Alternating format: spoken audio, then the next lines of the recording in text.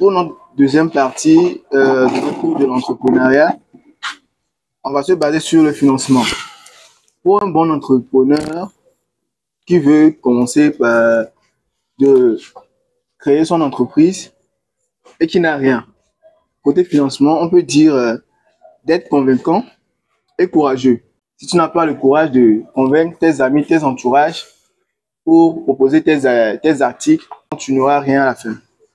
Essaie de se rendre à une entreprise pour acquérir un poste de vente des yaourts et des déguets pour obtenir quelque chose à la fin et essaie de créer une petite entreprise toi-même.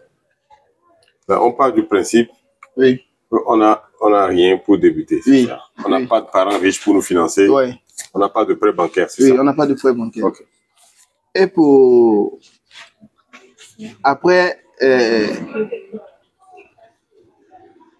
on essaie de se rendre à un microfinance de confiance pour économiser les petits gains que tu as de façon journalière pour essayer d'économiser par mois pour voir ce que tu auras à la fin et obtenir un prêt. Oui, et obtenir un prêt pour ouvrir son entreprise. Oui. Bon, pour la vente, on aura besoin de la communication. Bon, pour un début, on n'a pas les moyens pour s'offrir de grosses affiches, ouais, faire des pubs, oui, un peu, oui. La communication de porte à porte ou de bouche à oreille, oui, ou de fixer des prix raisonnables, pas trop bas, pas trop élevés aussi. Ok, en ce cas c'est trop bas, vous risquez de faire faillite. Oui. Okay. Merci beaucoup. Okay, merci. Merci pour la deuxième phase de la prise de parole. Et cette deuxième phase nous conduit à voir le côté investissement. Donc, pour nous, bon, un jeune entrepreneur qui n'a rien, pas de parents riches, pas de famille ou bien ni proches, pour pouvoir, ni de prêt bancaire pour pouvoir l'aider à subvenir en grand son objectif ou bien bon son projet. Ce petit entrepreneur-là peut toutefois commencer comme la création, bon. Un petit entrepreneur dans l'art culinaire peut toutefois commencer par la création de bons petits plats disponibles pour tout le monde à un prix accessible qui lui permettra d'épargner auprès des microfinances. Donc, les microfinances qui fonctionnent de suite et qui vous octroieront des prêts dans les 3 mois qui vont suivre, cela vous permettra de commencer à petit votre projet.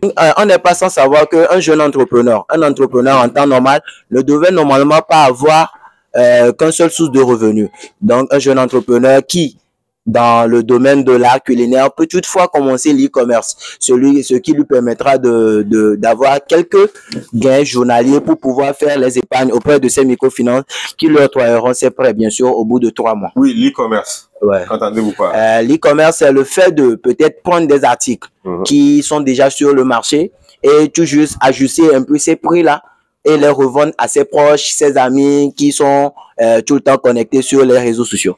Vous pouvez donner un exemple? Peut-être aller au grand marché, parce que le grand marché est très vaste. Oui. Donc, tu peux toutefois aller au grand marché et prendre les oversize de certains jeunes maintenant. Peut-être au grand marché, dans certains rôles, tu peux les voir là-bas, 1500, 1800, 2000. Que bon, certains ne sont pas encore en prise de conscience avec ces prix-là. Donc, tu peux les prendre à 2000 là-bas et venir le revendre peut-être à 3500, 4000 à ces jeunes frères qui ne sont pas en contact avec le grand marché. Merci. Donc, nous sommes dans la rubrique recherche de financement. Oui. Si on veut commencer tout en bas, si on n'a pas une famille riche pour nous soutenir, si on n'a pas accès aux prêts bancaires et autres. Et donc, après le financement, quand on produit, il faut vendre. Oui, il faut vendre. Au niveau de la vente? Donc, bon, au niveau de la vente, non. Un bon entrepreneur qui veut vraiment vendre doit aller sur le terrain. Doit aller sur le terrain soi-même pour pouvoir proposer ses services ou bien ses articles à beaucoup de personnes. Approcher les gens, faire de bouche à l'oreille. Nous proposons ci, nous proposons ça. Peut-être nous proposons des produits d'assaisonnement. Nous faisons du poulet local et bon, nous les vendons à bas prix et autres là, bon, pour pouvoir approcher les gens dans le quartier qui en auront besoin. Avoir la confiance de ses clients par la production des produits de qualité. La production des produits de qualité. Pas seulement un bon entrepreneur qui cherche des problèmes et trouve une solution pour pouvoir générer des revenus, doit faire les choses comme il veut pour pouvoir en tirer des revenus. Il doit faire des plats, des produits de qualité. Sans oublier faire des promotions. Sans oublier faire des promotions. Donc, pour finir la vente, un bon entrepreneur doit avoir les qualités d'un bon vendeur. Les qualités d'un bon vendeur qui sont comme le courage, un savoir convaincre, bon, savoir faire de petits gestes. Courage. Oui. Oui, bon, peut-être. Comment gérer ça? Bon.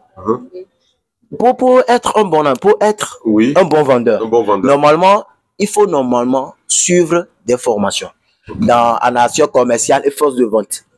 Là, maintenant... Vous êtes sûr que le bonne dame qui vend comme Ayimolo fait cette formation? Nos bonnes dames...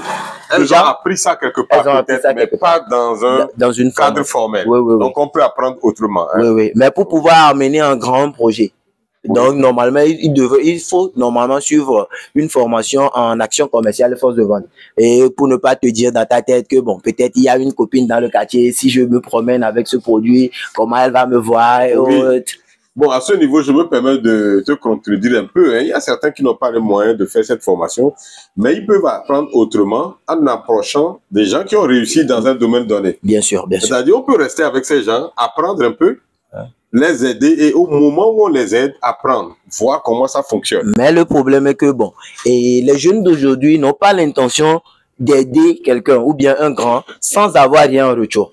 Eux, ils vont dire, bon, je suis venu pour vous aider quand même. Mais si à la fin du mois, vous pouvez me chercher sans oublier qu'ils sont venus apprendre. Mais nous, on doit mettre l'accent sur le fait que si on ne s'investit pas, si on ne veut pas apprendre, si on n'est pas disposé à apprendre, ça sera difficile de réussir sa vie entrepreneuriale. Oui, parce que les erreurs que l'entrepreneur, le néo-entrepreneur va faire, d'autres personnes l'ont déjà fait et ont cette expérience.